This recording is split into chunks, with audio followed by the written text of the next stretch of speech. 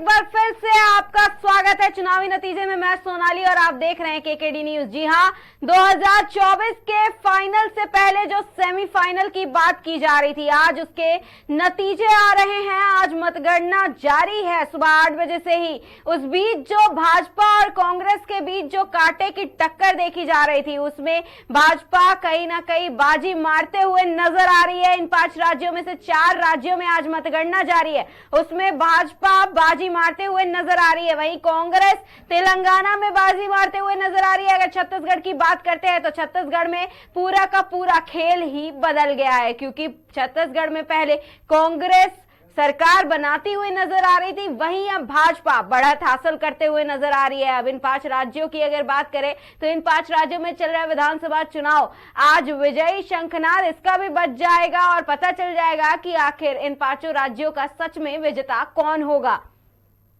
और किसके सर पर इस सियासत का ताज सजेगा, जिसको लेकर सियासी गलियारे में घमासान भी मचा हुआ है। लेकिन इस बीच हमारे साथ इस मुद्दे पर चर्चा करने के लिए काफी सारे मेहमान भी जुड़ गए हैं। हमारे साथ धनंजय जी हैं और हमारे साथ दिनेश भाटी जी हैं भाजपा से, और उसके साथ हमारे संवाददाता भी हमारे साथ जुड़े हुए हैं, आशुतोष सेन जी मध्य प्रदेश से। आप सभी मेहमानों का बहुत बहुत स्वागत है। हमारा सवाल सबसे पहले दिनेश जी आपसे ही है कि मध्य प्रदेश की बात कर ले अगर, तो मध्य प्रदेश में भी कमलनाथ जी का अगर बयान की बात करें तो उनके लगातार बयान आ रहे थे कि मध्य प्रदेश में जो है भाजपा एक तरफा जीत कांग्रेस एक तरफा जीत हासिल करेगी। लेकिन मध्य प्रदेश में ये जो हो रहा है वो देख करके भाजपा कहीं ना कहीं मनी मन मुस्कुरा भी रही होगी और कमलनाथ जी के बयानों को सोच भी रही होगी। जी दिनेश जी। जी सोनाली जी, सबसे पहले तो भाजपा के तीनों राज्यों में प्रचंड जो जीत हो रही है उसकी सभी को हार्दिक बधाई शुभकामनाएं। सबको मेरी ओर से बहुत बहुत बधाई शुभकामनाएं। जी सोनाली जी, जिस प्रकार से भाजपा ने कांग्रेस का सुपड़ा साफ कर दिया है 3 स्टेट में, वास्तव में कार्यकर्ताओं की मेहनत, माननीय यशस्वी प्रधानमंत्री जी मोदी जी के विजन को, और जिस प्रकार से हमारे राजस्थान में अशोक गहलोत जी ने फर्जी घोषणाएं की थी, उन घोषणा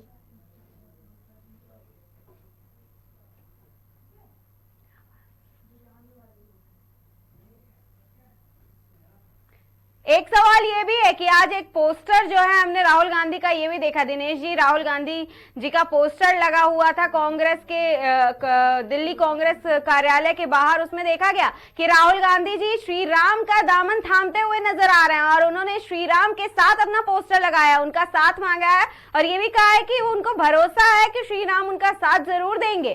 तो इस पर क्या कहेंगे?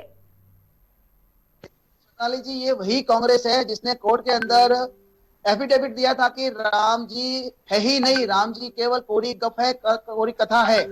लेकिन उसी राम जी की शरण में आ रहे हैं। और जिस प्रकार से AK एंथनी ने इनकी रिपोर्ट दी थी कि जब से कांग्रेस हिंदुत्व से हटके तुष्टीकरण की राजनीति पे लग गई है, तब से कांग्रेस का पतन हो गया और अब जनता और प्रभु राम इस कांग्रेस को कभी भी माफ करने वाले नहीं है। जनता ने यह कह दिया है कि जो राम को लाए हैं हम उनको लाएंगे, और राम को लाने वालों को लाया है। और अब चाहे ये कितने ही दिखावटी चुनावी हिंदू बने, चाहे कितने ही कोर्ट के ऊपर जनोई पहन ले, कितने ही मंदिर मंदिर भटक जाए, लेकिन जो राम जी पे सवाल उठा रहे थे आज जनता ने उनको नकार दिया है। जी धनंजय जी, आप क्या कहेंगे? धनंजय जी, पहले जो है कांग्रेस को हमने देखा कि कांग्रेस छत्तीसगढ़ में सरकार बनाती हुई नजर आ रही थी। सुबह से जो रुझान आ रहे थे उसमें यही देखा गया कि बढ़त हासिल कर रही थी कांग्रेस छत्तीसगढ़ में और तेलंगाना में, लेकिन तेलंगाना में अभी भी ये बढ़त हासिल कर ही रही है। अगर बात करते हैं छत्तीसगढ़ की, तो छत्तीसगढ़ में ये जो तख्ता पलट हुआ है, भूपेश बघेल ने भी भरोसा दिखाया था, लेकिन कहीं ना कहीं वो भरोसा धरा का धरा रखा हुआ रहता हुआ नजर भी आ रहा है। जी दिनेश जी। जी सोनाली जी, छत्तीसगढ़ में जिस प्रकार से ये ओवर कॉन्फिडेंस में आ गए थे और जिस प्रकार से इनके जो चुनाव से जस्ट पहले इन्होंने उप मुख्यमंत्री बनाया था, तो ये सत्ता की लड़ाई पार्टी के अंदरूनी कांग्रेस को ले डूबी। हमारा सवाल एक आशुतोष जी आपसे है, हमारे संवाददाता जी से हमारा एक सवाल है। मध्य प्रदेश में हमने देखा कि भाजपा जो है वो प्रचंड बहुमत से जीत हासिल कर रही है, लेकिन अगर बात करें पहले की, जितने भी आपने ग्राउंड रिपोर्ट की उसमें कहीं ना कहीं कमलनाथ जी को भी सपोर्ट मिलते हुए नजर आ रहा था। पर आज ये जो अचानक से बदला है, क्या ये वही वोटर्स है जो मतलब वो जिनको कहा जाता है कि ये गुप्त तरीके से मतदान करते हैं, वो दिखाते तो कुछ और है, बताते कुछ और है, लेकिन जो नतीजे आते हैं वो उसके बाद कुछ और आते हैं? जी आशुतोष जी।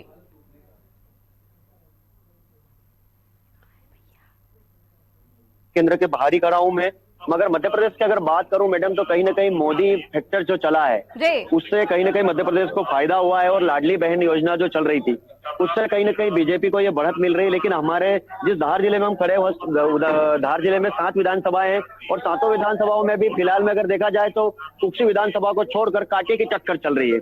यहाँ से अगर बदनावर की बात करें तो राजवर्धन सिंह दत्तीगांव मंत्री रह चुके हैं, वो कांग्रेस से जीते थे लेकिन भाजपा में चले गए और मंत्री रहे थे भाजपा में भी वो, लेकिन बावजूद इसके वहां पर उन्हें बदनावर में कांटे की टक्कर दी जा रही है। और अगर कुक्षी की बात करें तो कुक्षी में भाजपा से प्रदेश मंत्री जयदीप जी पटेल ने हनी बघेल के सामने चुनाव लड़ा था, सुरेंद्र सिंह हनी बघेल के सामने, जो कि पिछले 2 चुनावों से लगातार एक बार 40,000 मतों से तो दूसरी बार 63,000 मतों से जीतते आए थे। मगर इस बार भी कहीं ना कहीं वो अभी तक यहाँ पर देखा जाए तो 30,000 मतों का आंकड़ा पार कर चुके हैं। और यहाँ काफी लोगों में खुशी है, यहाँ काफी स्थानीय लोग जो है कुक्षी विधानसभा के उनमें काफी खुशी है। नजर आ रहे हैं आशुतोष जी, आप उनसे बात करिएगा, किस तरह से जीत के जश्न की तैयारियां हैं और क्या कुछ पहले से किया गया है प्लान? क्या लग रहा था आपको कि कुक्षी में जयदीप जीतेंगे या सुरेंद्र सिंह हनी बघेल जीतेंगे, और आपने क्या जीत की तैयारियां की है? सुरेंद्र हनी जी बघेल जीतेंगे 80+। 80+? क्यों जीतेंगे 80+? काम करा हुआ है उन्होंने। काम क्या है? भाजपा भी तो काम करती है, भाजपा की प्रदेश में सीटें कितनी लगातार बढ़ती जा रही है। कहाँ आ रही है अभी हाल पूरा हाल पता कहाँ चला। आने तो जैसे रुझान आते जाएंगे वैसे हम सरकार बनाएंगे। मगर शिवराज सिंह चौहान जी कह रहे हैं कि कहीं ना कहीं हमारी सरकार बनती नजर आ रही फिर से। हाँ बन रही है, अभी तो पता चलेगा। लोगों को अभी भी भरोसा है, लोगों के अभी भी मन में कहीं ना कहीं विश्वास है कि कहीं ना कहीं कमलनाथ का जादू भी चल सकता है। जी दिनेश जी, आपने अभी सुना, मतलब जो जनता है, जो कांग्रेस के समर्थक है, उनको अभी भी इस बात पे भरोसा नहीं हो रहा है कि भाजपा जो है वो जीत हासिल कर रही है और बहुमत के साथ आगे चल रही है। सोनाली जी, कांग्रेस पार्टी के जो वो समर्थक है उनको भरोसा कर लेना चाहिए, उनको आंख खोल करके, कान खोल करके इस बात को स्वीकार कर लेना चाहिए कि हम हार रहे हैं, कांग्रेस पार्टी हार रही है। सोनाली जी, एक बात कह रहा हूं मैं आपको कि अभी आपने जैसे आपके संवाददाता ने बताया कि मध्य प्रदेश के अंदर शिवराज जी की जो पार्टी योजना थी उसको जनता ने स्वीकार किया है, उस पर मोहर लगाई और उनको प्रचंड बहुमत दिया है। इसी प्रकार से राजस्थान के अंदर भी कांग्रेस की सरकार ने कई प्रकार की ऐसी घोषणाएं की, लेकिन उनकी थोथी घोषणाओं को, उनकी झूठी घोषणाओं को जनता ने नकार दिया। अब इंटरेस्टिंग बात यह है कि ट्रैक रिकॉर्ड की जब बात करते हैं हमारे माननीय प्रधानमंत्री जी, तो ये ट्रैक रिकॉर्ड है कि जहाँ शिवराज जी की घोषणाओं को जनता स्वीकारती है और अशोक गहलोत जी की घोषणाओं को जनता नकारती है, तो ये जनता के अंदर कौन नेता, कौन सी पार्टी क्या घोषणा करी और विश्वसनीयता क्या है, उसकी जनता का उस पर विश्वास कितना है, इसके आधार पर आप 2 स्पष्ट परिणाम देख सकते हैं कि मध्य प्रदेश में प्रचंड बहुमत दे रही है जनता, और वहीं राजस्थान में इतनी घोषणाओं के बावजूद भी अशोक गहलोत को हटा रही है। तो ये ट्रैक रिकॉर्ड की बात है, तो मोदी जी की गारंटी है, उसकी बात है सोनाली जी। अगर राजस्थान की बात कर रहे हैं दिनेश जी, तो राजस्थान की बात करते हैं। अगर इससे पहले जब राजस्थान में मतदान हो रहा था, जिस दिन बात कर ले, तो वहां पर सीएम ने भी बयान दिया था, और अशोक गहलोत की बात कर ले या भूपेश बघेल की बात कर ले, इन सभी जगहों पर जिस दिन मतदान हुआ उस दिन ये बयान जरूर सामने आए हैं कि ये इस वक्त रिवाज नहीं बदलेगा। इस बार राजस्थान के रिवाज की बात कर ले तो वहां पर रिवाज है कि हर बार सरकार बदल जाती है, लेकिन उन्होंने दावा किया कि इस बार रिवाज नहीं बदलेगा। पर ये जो आंकड़े बता रहे हैं, ये आंकड़े कुछ और ही बता रहे हैं और ये रिवाज बदलते हुए पूरी तरीके से दिखा रहे हैं।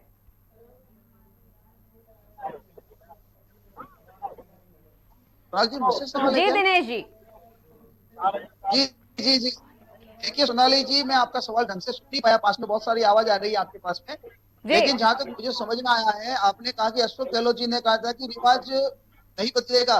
रिवाज तो नहीं बदला, लेकिन अशोक गहलोत जी की सत्ता बदल गई, इनकी सरकार बदल गई और इन्होंने जिस प्रकार से 4.5 साल तक प्रदेश की जनता को जितना परेशान करना था उतना कर लिया, लेकिन जनता ने भी मन बना लिया था कि अब हम इस कांग्रेस को दोबारा कभी नहीं आने देंगे। आपने जैसा छत्तीसगढ़ में बताया, तो छत्तीसगढ़ में आपने देखा होगा भूपेश बघेल ने जिस प्रकार से वहां पर पुष्टिकरण किया है, वहां पर आदिवासियों के नाम पे घोषणाएं तो की लेकिन उनको इम्प्लीमेंट नहीं किया, और जिस प्रकार से वहां पर ईसाई मत परिवर्तन जो था उसको बढ़ावा मिला, उस कारण से वहां का जो मूल समाज है उसने कहा कि कांग्रेस की सरकार छत्तीसगढ़ की जो संस्कृति है, छत्तीसगढ़ का जो डेमोग्राफी है उसको बदलने के लिए काम कर रही है। इसलिए की सरकार को भी वहां की जनता ने हराया है। जी, अगर छत्तीसगढ़ की बात करें दिनेश जी, तो छत्तीसगढ़ में जिस दिन मतदान हो रहा था उस दिन भी एक बड़ा ऐलान किया गया था कांग्रेस की तरफ से कि हम 90 सीटें जीतने वाले हैं, हम 70 सीटें जीतेंगे, 70 से 90 सीटें जीतेंगे। और ये जो दावा है वो अभी धरा का धरा रह गया। और जिस दिन पहली बार मतदान हुआ उस दिन भी ये कहा गया था कि 20 सीटों पर मतदान हुआ है लेकिन हम 18 से 19 सीटें जीत जाएंगे, और आज जो ये आंकड़े बता रहे हैं वो कुछ और ही बता रहे हैं और पूरा का पूरा खेल ही बदल गया। काली जी, कांग्रेस पार्टी ख्वाबों में जीने वाली पार्टी है। कांग्रेस पार्टी केवल दावा करने वाली पार्टी है। कांग्रेस पार्टी केवल घोषणा वाली पार्टी है। इस प्रकार से इनकी घोषणाएं कोरी होती और झूठी होती है, इसी प्रकार से इनके सपने भी झूठे ही होते हैं। वो 90 क्या 100 भी कर सकते थे, जबकि सीटें तो है ही नहीं। तो इनके बयानों से, इनकी घोषणाओं से कुछ भी जनता में असर नहीं पड़ता है। जनता काम देखती है, जनता नाम देखती है और जनता राष्ट्रहित देखती है। मोदी जी की योजनाओं पर, मोदी जी की गारंटी पर। आशुतोष जी, हम आपके पास बने रहिए, दिनेश जी हमारे साथ। आशुतोष जी, हम एक सवाल आपसे लेते हैं। आशुतोष जी, ये बताइएगा कि आपके पास जितने भी लोग हैं उन्होंने जो मतदान किया वो किन मुद्दों को आखिर ध्यान में रख के मतदान किया, और क्या वो सेटिस्फाई हैं इस चीज से? अपना माइक अनम्यूट कर लीजिएगा आशुतोष जी। ये बताइए कि वहां पे जो जनता है, क्या वो जो रिजल्ट आ रहा है, जो रुझान आ रहे हैं उससे सेटिस्फाई है? तो प्रजातंत्र हमारे साथ सरकार क्या करती है उसका हिसाब आज हम दे रहे हैं और आज खुलासा होगा। क्या क्या किस चीज को सोच के आपने मतदान किया था? हमने इसलिए किया कि भाई जब बीजेपी को भी हम जिलाते और हम बनाते और कांग्रेस को भी हम बनाते और हम जिलाते, लेकिन हमारे साथ इन्होंने एक कागज का 18 कागज बना दिए और भोले भाले लोगों का कोई वक्त नहीं है, नेटवर्किंग में डाल दिया। नेटवर्किंग हमारे पास कोई अनुभव नहीं है, हम तो अनपढ़ है, क्षेत्र में रहते हैं, आदिवासी लोग हैं और आज सिडिल पार्सिल एरिया में रहते हैं और हमेशा हम इन लोगों के साथ जुड़े रहते हैं, बीजेपी हो या कांग्रेस हो, लेकिन दोनों को हम गले से गले लगाते, कंधे से कंधे लगाते। आज आपने किसको वोट दिया? कागज का पेज का हिसाब आज हम दे रहे हैं। आपके प्रदेश में तो मामा की सरकार बनने जा रही है, आपको भले मामा बने या हमारा कमलनाथ बने, लेकिन बदला लेने के लिए यहाँ खड़ा हूं मैं। किस चीज का बदला ले रहे हैं? ये कागज का 18 कागज बनाया, उसका ले रहे हैं हम। क्या लगता है कौन जीतेगा? हम जीतेंगे। कमलनाथ सरकार बनेंगे और बनाएंगे और आगे चल करके 18 कागज को हटाएंगे और 18 कागज को हम एक कागज में इस काम करके बताएंगे। हम कोई विवाद की बात नहीं कर रहे हैं, हम कोई किसी के विवाद और आमना सामना धर्म पक्ष की नहीं कर रहे हैं, हम सिर्फ विकास की बात कर रहे हैं और देश कानून की बात कर रहे हैं। 1947 में देश आजाद हुआ है ना, हुआ तो सभी लोग मिल करके अंग्रेजों को भगाया है, इसलिए 18 कागज को तोड़ने के लिए आज हम यहाँ खड़े हैं। तो ये कहीं ना कहीं इनके मन में काफी गुस्सा भी था, वो चाहते हैं कि कहीं ना कहीं भले ही उनका एक विधायक जीते, उनके लिए सरकार जितने बराबर महत्व रखता है। बाकी और भी बहुत सारे लोग हैं आशुतोष जी आपके पास, उन्होंने भी मतदान किया होगा, आखिर उनके क्या मुद्दे रहे होंगे और वो किसको चाहते हैं? क्योंकि भाजपा की सरकार बनते हुए तो साफ साफ नजर आ रही है, लेकिन जो जनता है, आपके पास मौजूद जो लोग हैं, उनका भरोसा अभी भी कमलनाथ पर बना हुआ है और कांग्रेस पर बना हुआ है। क्या लगता है आपने किन मुद्दों को देखकर वोट दिया है? हमने कमलनाथ जी के जो मैनिफेस्टो था उसे देख के वोट किया है और उसी के आधार पे हमें पूर्ण विश्वास है कि माननीय कमलनाथ जी की सरकार 100% आपने सिर्फ मैनिफेस्टो देखा था, लेकिन धरातल पर जब शिवराज सिंह की सरकार थी, उन्होंने तो लाडली बहनों को 1,000 रुपए देना शुरू किया। लाडली बहना शिवराज सिंह को क्यों अभी याद आई है? इतने समय से जब शिवराज सिंह जी की सरकार थी, जब लाडली बहना शिवराज सिंह को याद नहीं आई, और जब उनकी कुर्सी खिसकती हुई दिखी, जब उनको बहनों की याद आई, इसी आधार पे उन्होंने बहनों को लालीपाप दिया है और लालीपाप पे बहना नहीं गई है। और इसी आधार पे आप देख रहे हैं कि जिस तरह से आपने दीपावली पे रॉकेट देखा था, उस रॉकेट की तरह माननीय सुरेंद्र सिंह हनी बघेल जा रहे हैं। उसी तर्ज पे आप देख लीजिए सरदारपुर प्रदेश में तो भाजपा की सरकार बनती नजर आ रही है। कहाँ से नजर आ रही है? अभी तो आपने दीपावली मनाई है, दीपावली में कुछ पटाखे ऐसे होते हैं जो तरतरी होती है, जो तर करके फूट जाती है।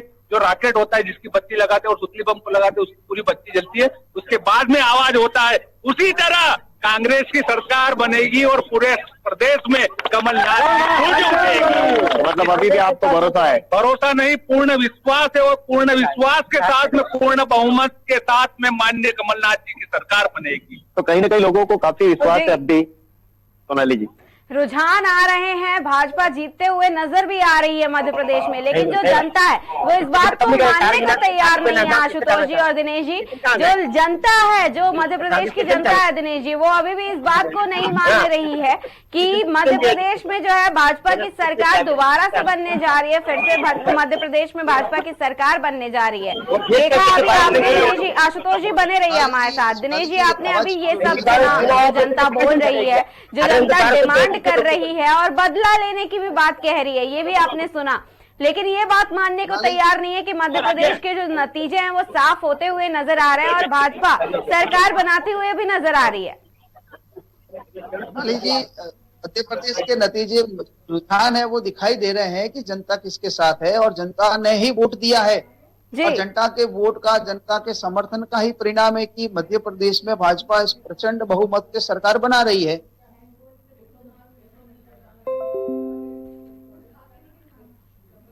जी, ये बात तो सत्य है कि जो जनता है उन्होंने ही मतदान किया है। जनता जनार्दन होती है, उन्होंने ही कुछ सोच समझ के मतदान किया होगा। लेकिन अगर बात करें, अभी महिलाओं की भी बात की गई है और लाडली बहन योजना की भी बात की गई है, तो कहीं ना कहीं मध्य प्रदेश में भाजपा के दोबारा सरकार बनने की जो वजह है वो लाडली बहन योजना भी है और महिलाएं ही हैं जिन्होंने मामा को वापस लाने की तैयारी कर रखी है और भाजपा को एक बार फिर से जीत दिलाने की तैयारी की है। बिल्कुल सोनाली जी, जिस प्रकार से लाडली योजना जो लॉन्च हुई थी वो एक गेम चेंजर स्वरूप का पता साबित हुई मध्य प्रदेश के लिए, मामा जी के लिए। और बहनों ने सबसे ज्यादा भरोसा किया है अपने मामा जी पे और उसी का ही परिणाम है कि मामा जी की जो सरकार है इतने वर्षों के बाद भी प्रचंड बहुमत से आ रही है। भाजपा वहां पे प्रचंड बहुमत से जीत रही है, तो वहां की जनता ने 100% अपना भरोसा दिया। रही बात, जैसा कि अभी आपके जो दर्शक सुना रहे थे कि ऐसा है वैसा है, निसंदेह ये लोकतंत्र है। लोकतंत्र में सबको अपनी बात कहने का अधिकार है, सबको अपनी बात कहने का हक है। तो अपने अपने विचार है, अपने अपने मत कह सकते हैं, उनका भी हम उनकी भावना का स्वागत करते हैं। और उनको अगर कहीं न कहीं शिकायत है, कुछ समस्या है, तो निसंदेह ये हम संज्ञान में लेंगे और उनकी समस्याओं का समाधान करेंगे। जी, अगर बात करें दिनेश जी MY फैक्टर की, जिस MY फैक्टर को लोग पहले मुस्लिम और यादव फैक्टर के नाम से जानते थे, आज वही भाजपा ने परिभाषा बदल करके महिला और युवा फैक्टर कर दिया है। और इसका कहीं ना कहीं जो है रिजल्ट भी भाजपा को देखने को मिला है कि वो जो महिला और युवा फैक्टर है वही कहीं ना कहीं भाजपा को इन तीनों राज्यों में जीत दिलाने का काम कर रही है। जी दिनेश जी, कांग्रेस का कल्चर, जी सोनाली जी, कांग्रेस का जैसा कल्चर रहा है, तुष्टीकरण धर्म के नाम पे, जाति के नाम पे बांटो, तो ये इनके प्रयोग थे। और जैसे समाजवादी पार्टी है, लालू प्रसाद की पार्टी है, इनके ये प्रयोग थे कि कभी मुस्लिम दलित, कभी मुस्लिम यादव के नाम से गठबंधन बनाते थे। लेकिन जैसा हमारी पार्टी का और हमारे माननीय प्रधानमंत्री जी का जो विजन है, सबका साथ, सबका विकास, सबका विश्वास, तो इसी प्रकार से जो आपने MY कहा, महिला और युवा, तो निसंदेह देश की आधी आबादी महिला है और देश का जो भाग्य बदलने वाला है वो युवाओं के कंधे होते हैं। इस बार तो महिलाओं की आबादी ज्यादा भी है, आधी आबादी तो हम केवल कहते हैं, महिलाओं की आबादी भी पहली बार बढ़ी थी। जी बिल्कुल सोनाली जी, बढ़ी है और वो बढ़ने का कारण ही है कि हमने देश में। दिनेश जी, आपको रोकना चाहूंगी, इस बीच ये एक बड़ी ब्रेकिंग सामने आ रही है। जी हाँ, 4 राज्यों के जो आज मतगणना चल रही है, मतगणना के बीच से जो बड़ी ब्रेकिंग सामने आ रही है, छत्तीसगढ़ से बड़ी खबर सामने आ रही है। रायपुर जिले की 7 विधानसभा सीटों पर भाजपा का कब्जा हो गया है। जी हाँ, ये बड़ी खबर है क्योंकि रायपुर ग्रामीण में 5वें राउंड में बीजेपी 10,373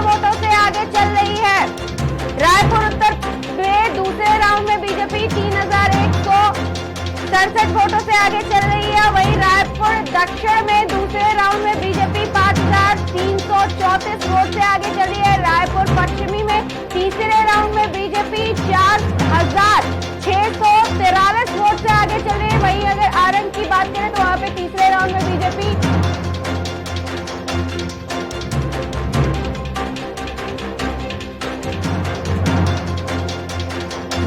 2979 वोट से आगे चल रही है। वहीं अगर बात करें दरसीवा में तीसरे राउंड की तो वहां पर बीजेपी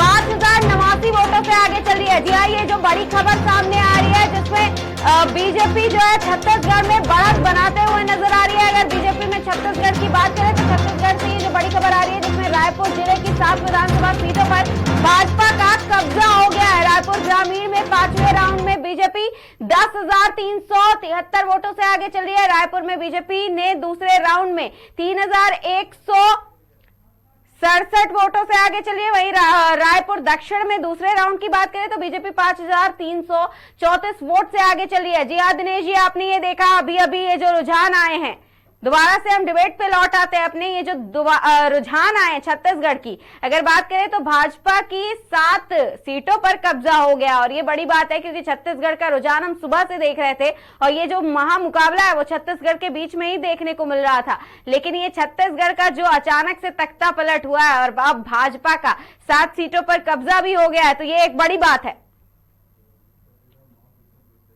जी दिनेश जी, प्रदेश भाजपा का जो छत्तीसगढ़ का प्रदेश नेतृत्व है उसको पूर्ण विश्वास था और जैसा हमारा केंद्रीय नेतृत्व है जो हमारी रणनीति बनी थी उसमें हमको पूर्ण विश्वास था। भले ही एग्जिट पोल में हम लोग नहीं जीत रहे थे लेकिन जिस प्रकार से परिणाम आ रहा है उस परिणाम को हमको पहले से ही अनुमान था।